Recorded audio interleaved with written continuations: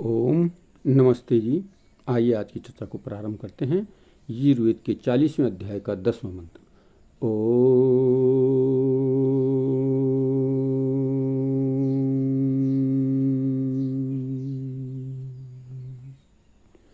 अन्य देवाहु संभवादन्यदाहुर्संभवात् इति शुश्रुम धीराणाम ये नस्तद्विचक्षिरे। कहा, जैसे विद्वान लोग कार्य कारण रूप वस्तु से भिन्न भिन्न उपकार लेते और लिवाते हैं और उन कार्य कारण के गुणों को आप जानते हैं और दूसरे लोगों को भी बताते हैं, ऐसे ही हम सबको निश्चय करना चाहिए। तो यहाँ पर बहुत सुंदर बात इस मंत्र में आई है। इस कार्य और कारण रूप जो प्रकृति है, इससे भिन्न भिन्न उपकार लेते हैं। जो विद्वान लोग हैं, बुद्धिमान लोग हैं, वो इनसे नाना प्रकार के उपकार लेते हैं और उस कार्य के गुणों को स्वयं जानते हैं और दूसरों को भी जनाते हैं। तो ऐसे ही कहते हैं हम सबको करना चाहिए। अर्थात इस प्रकृति से नाना प्रकार के पदार्थ कार्य रूप में परिवर्तित करके, जैसे वायुयान,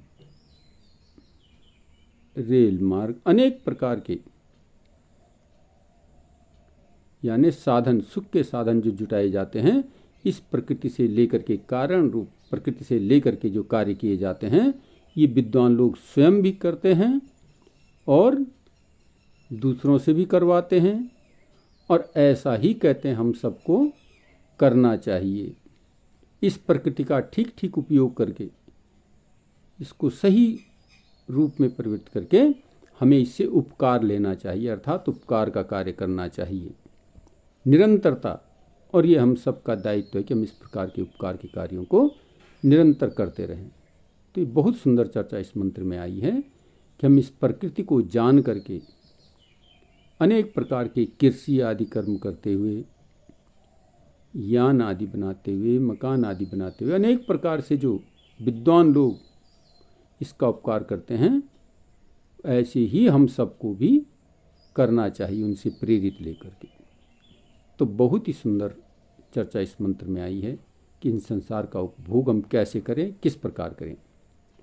तो हम सब का दायित्व है कि हम इस प्रकार से अपने जीवन को बनाने के लिए इस प्रकृति का ठीक ठीक उपयोग करते हुए अपने जीवन को सफल और सार्थक करें। तो आइए आज की चर्चा को यहीं पर विरुद्ध करते हैं।